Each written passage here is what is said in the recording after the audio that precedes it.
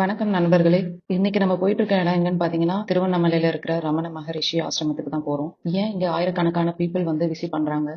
இது ரமண மகரிஷின்றவர் யாரு? அருணாச்சலா டெம்பிள்ஸ் அந்த ஹில்ஸ் அவருக்கு ஏன் இவ்வளவு ஸ்பெஷல்? அப்புறம் அவரோட கோர் டீச்சிங் என்ன அஸ் அ ஸ்பிரிச்சுவல் குருவா அப்படின்றதான் இன்னைக்கு பார்க்க போறோம். அதோட சேர்த்து நம்ம ஆசிரமத்தோட டூர் பார்க்க போறோம். ஃபுல் வியூ கவர் பண்ணிருக்கோம். ஃபுல் வீடியோ பாருங்க, பார்த்துட்டு உங்களோட ஒப்பீனியன் ஷேர் பண்ணுங்க. அதுக்கப்புறம் நாங்க போயிட்டு வந்த அனுபவம் எங்களுக்கு எப்படி இருந்துச்சுன்னு ஃபுல் டீடைலா உங்களுக்கு ஷேர் பண்ணிடுவோம். மறக்காம ஃபுல்லா பார்த்துட்டு சப்ஸ்கிரைப் பண்ணிடுங்க. ரமண மகரிஷின்றவர் வந்து ரொம்ப ஒரு ரெஸ்பெக்ட்ஃபுல்லான ஒரு ஸ்பிரிச்சுவல் சேஜஸா இருந்தாரு. அவரோட 16 வயசுலயே அவர் வந்து ஸ்பிரிச்சுவல் அவேக்கனிங்ன்ற ஜர்னிக்குள்ள வந்துட்டாரு. அப்பவே அவரால் வந்து ஸ்பிரிச்சுவாலிட்டியை உணர முடிஞ்சதுனால அப்பவே வந்து திருவண்ணாமலையில செட்டில் ஆகியிருந்தாரு. அவர் முழுக்க முழுக்க திருவண்ணாமலையில தான் அவரோட முழு வாழ்க்கையுமே கழிச்சாருன்னு சொல்லப்படுது. அவருக்கு வந்து அவர் மத்தவங்க மாதிரி அவர் வந்து கடவுள் கிட்ட போயிட்டு இந்த ரிச்சுவல்ஸ் பண்ணணும், அப்படி பண்ணணும், இது பண்ணணும் எதுவும் சொல்லாம அவர் வந்து மக்களுக்கு வந்து டீச் பண்ண விஷயம் என்னன்னு பாத்தீங்கன்னா, பிராக்டிஸ் ஆஃப் செல்ஃப் இன்கொயரின்ற விஷயத்தை தான். Like asking who am I அப்படின்ற கொஸ்டினை வந்து எல்லாருக்குள்ளே கேட்க சொல்லியிருப்பாரு. ஹூ am I அப்படின்றது வந்து டீடைல்டா நான் உங்களுக்கு லேட்டர் பார்ட் ஆஃப் திஸ் வீடியோல கவர் பண்ணியிருக்கேன். இப்போ வந்து நம்ம மெடிடேஷன் ஆளுக்குள்ள போயிட்டு இங்க எல்லாம் எக்ஸ்ப்ளோர் பண்ண போறோம். அப்புறம் சமாதி நிலை அடையிறத பத்தி நம்ம கொஞ்சம் டீடைல்டா பேச போறோம். இந்த பீஸ்ஃபுல் சரௌண்டிங்ஸ் ஏன் வந்து இங்க இவ்வளவு ஃபாரினர்ஸ் விசிட் பண்றாங்க?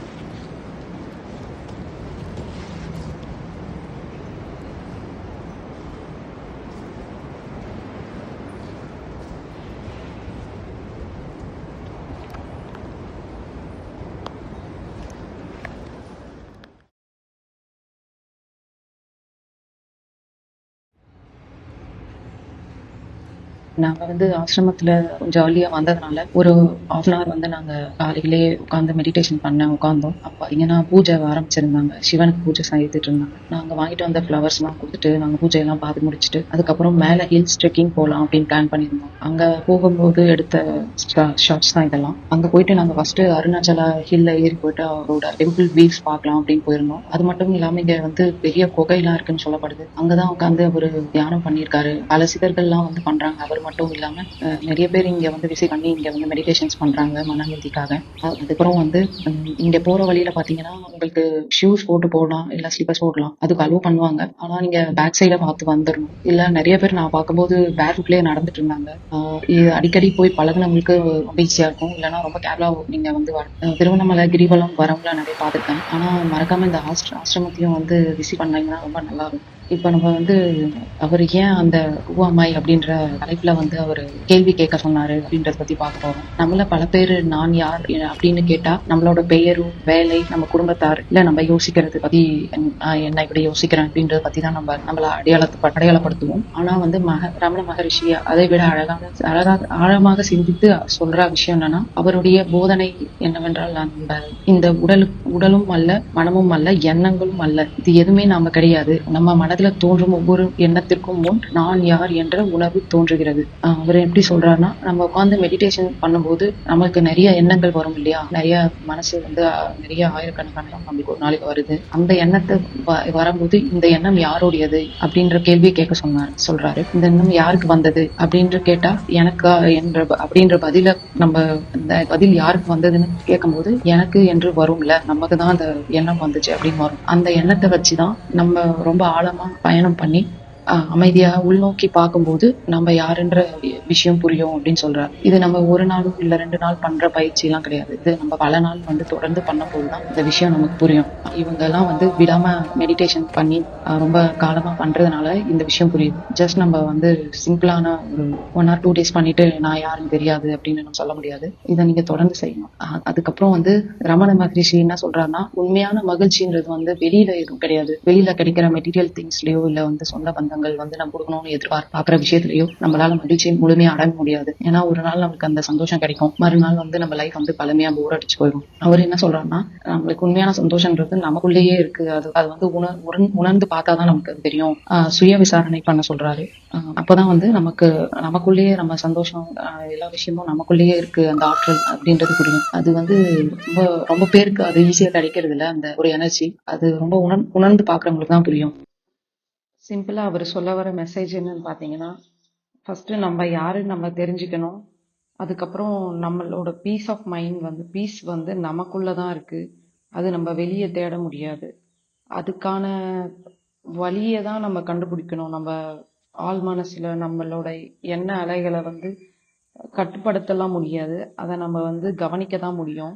அதனால அந்த பீஸ் வந்து நம்ம அவுட் ஆஃப் மெட்டீரியல் திங்ஸ்ல இருந்தோ இல்ல வேற எந்த விஷயத்துல இருந்தும் நம்மளுக்கு பெற முடியாது. அது எல்லாமே நமக்குள்ளதான் இருக்கு.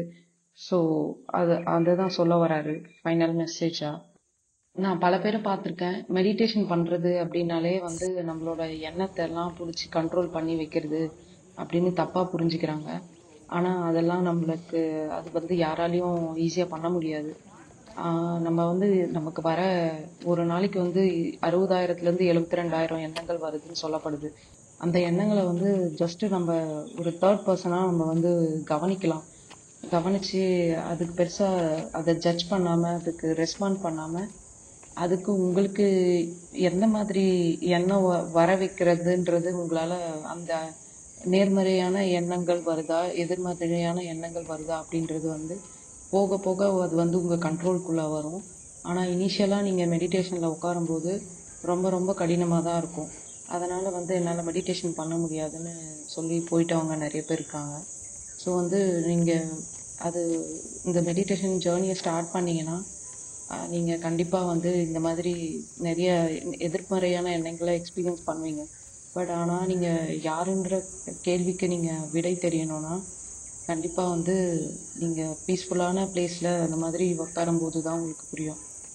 நீங்க ஜஸ்ட் ஆசிரமத்துல மட்டும் இல்லாம உங்களோட வீட்லயும் ஒரு பகுதியை வந்து மெடிடேஷனுக்குன்னு ஒதுக்கிட்டு அந்த பிளேஸ்லயே டெய்லி நீங்க மெடிடேஷன் பண்ணும்போது உங்களுக்கு இதனுடைய அருமை என்னன்னு சொல்லி புரியும். நீங்க முடிஞ்ச அளவுக்கு அதை ப்ராக்டிஸ் பண்ணலாம். ஸோ ஸ்பிரிச்சுவலா நீங்க டிராவல் பண்றீங்க அப்படின்னா இது வந்து ஜஸ்ட் நம்ம டெம்பிள்ஸ் விசிட் பண்றது, கடவுளுக்கு பூஜை பண்றது, ரிலீஜியஸா சில விஷயத்த ரிச்சுவல்ஸ் ஃபாலோ பண்றது மட்டும் கிடையாது. அதெல்லாம் தாண்டி நிறைய விஷயம் இருக்குன்னு உங்களுக்கு புரிய வரும். அது புரிய வந்தா நீங்க ஏன் வந்து பல பேர் வந்து இந்த மாதிரி சித்தர்கள், முனிவர்கள், ஞானிகள் எல்லாம் வந்து இந்த நிலைமைக்கு இந்த சமாதி நிலையை அடையறதுக்கு நம்ம யோசிக்கிறாங்கன்னு புரியும். சமாதி நிலை அப்படின்னா என்னன்னா என்லைட்மெண்ட் ஸ்டேட்.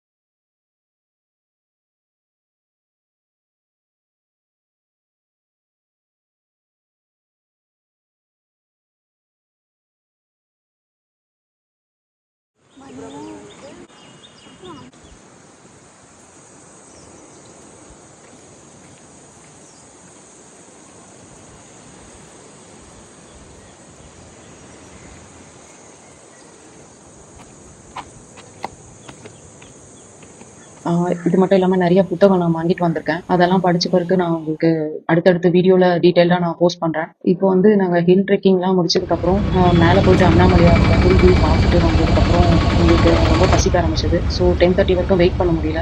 வெயிட் பண்ண முடியாதனால ஆப்போசிட்ல இருந்த ரமண மகரிஷி அவங்க நடத்துற ஹோட்டலே இருந்தது.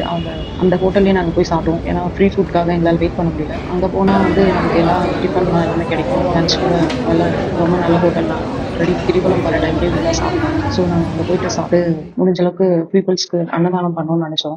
நாங்கள் முடிஞ்ச அளவுக்கு வாங்கி கொடுத்துட்டு அதுக்கப்புறம் அகெயின் நாங்கள் மெடிடேஷன் கண்டினியூ பண்ணலாம் அப்படின்னு சொல்லிட்டு உள்ள வந்தோம். வந்த ஆசிரமத்தில் நிறைய மக்கள் வர ஆரம்பிச்சிட்டாங்க. மார்னிங் நாங்கள் பார்த்ததை விட இப்போ அதிகமான பீப்புள்ஸ் கிரிவலம் போறவங்க எல்லாருமே வந்து அது மோஸ்ட்லி பார்த்தீங்கன்னா ஃபாரினர்ஸ் தான் இங்கே அதிகமாக விசிட் பண்றாங்க. Foreigners and also out of Tamil Nadu வந்து Andhra peoples and Karnataka peoples தான் இங்கே இந்த டைம் நிறைய பார்த்துருந்தாங்க.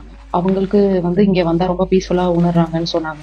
உண்மையிலே இங்க வந்து நீங்க அதை எக்ஸ்பீரியன்ஸ் பண்ண மட்டும் தான் அதோட எனர்ஜி வைப்ரேஷன் எப்படி இருக்குன்னு உங்களுக்கு புரியும். கண்டிப்பா நீங்க மறக்காம வந்தீங்கன்னா இங்க விசிட் பண்ணுங்க. உங்களுக்கு வேற ஏதாவது டீட்டெயில் வேணும்னாலும் கமெண்ட் செக்ஷன்ல கேட்டீங்கன்னா எங்களால பதில் சொல்ல முடியும். ஆல்சோ நீங்க மறக்காம வந்து உள்ள புக் ஷாப் இருக்கும். அதை விசிட் பண்ணி உங்களுக்கு தேவையான திங்ஸ் வாங்கிக்கலாம். இவரை பற்றின டீட்டெயில்ஸ் அப்புறம் ஹிஸ்ட்ரி ஆஃப் திஸ் ஆசிரம பற்றி இருக்கும். அது மட்டும் இல்லாமல் நிறைய ஸ்பிரிச்சுவல் ரிலேட்டட் புக்ஸு உங்களுக்கு உள்ளே போனீங்கன்னா கைட் பண்ணுறதுக்கு நிறைய பீப்புள்ஸ் இருப்பாங்க.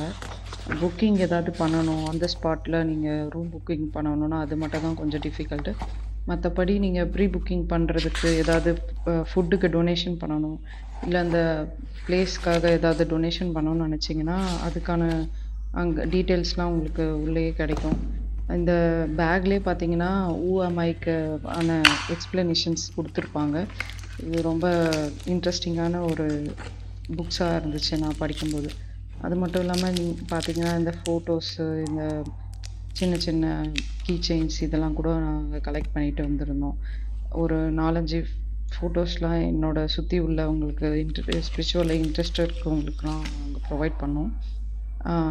அதுக்கப்புறம் பார்த்தீங்கன்னா இந்த ஆசிரமுக்கு வர்றதுக்கு எதுவும் ஃபீஸ்லாம் கிடையாது, ஃப்ரீ தான். ஸோ நான் பிகினிங்கில் சொல்ல மறந்துட்டேன்.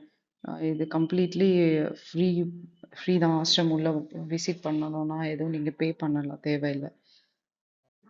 உங்களுக்கு ட்ராவல் டீட்டெயில்ஸ்லாம் வேணும்னா அங்கேயே திருவண்ணாமலையில் 2 பஸ் ஸ்டாண்ட்ஸ் இருக்குது. ரொம்ப பெரிய பெரிய பஸ் ஸ்டாண்ட் இருக்கும். இப்போ பார்த்தீங்கன்னா ப்ரெசண்ட்டாக பழைய பஸ் ஸ்டாண்டில் தான் வந்து பஸ்ஸஸ்லாம் வெள்ளூர்லேருந்து பஸ்ஸஸ் வந்தாலும் சரி, ஆந்திராலேருந்து வந்தாலும் சரி, கர்நாடகா சைட்லேருந்து வர பஸ்ஸஸ்ஸு, அப்புறம் சென்னை பஸ்ஸஸ் எல்லாமே வந்து பார்த்தீங்கன்னா அந்த பழைய பஸ் ஸ்டாண்டில் தான் வந்து நீங்கள் இறங்கணும். ஸோ இல்லைனா காரில் வர ஐடியா இருந்துச்சுன்னா அது கூட உங்களுக்கு பார்க்கிங், பைக் பார்க்கிங்லாம் வந்து இன்னொரு கேட்டில் இருக்குன்னு நான் நினைக்கிறேன். உங்களுக்கு ஃபுல் டீட்டெயில்ஸ் இன்னும் ஏதாவது தேவைப்பட்டுச்சுன்னா நீங்கள் சேனல் ஸ்கை ஸ்பிரிச்சுவல் சேனலுக்கு கமெண்ட் செக்ஷனில் சொல்லுங்கள். அப்புறம் ஏதாவது ஃபீட்பேக் இருந்தாலும் தயவு செஞ்சு பதிவிடுங்க. ஸோ தட் நாங்கள் தெரிஞ்சுப்போம் இந்த வீடியோ உங்களுக்கு யூஸ்ஃபுல்லாக இருந்துச்சா இல்லையா.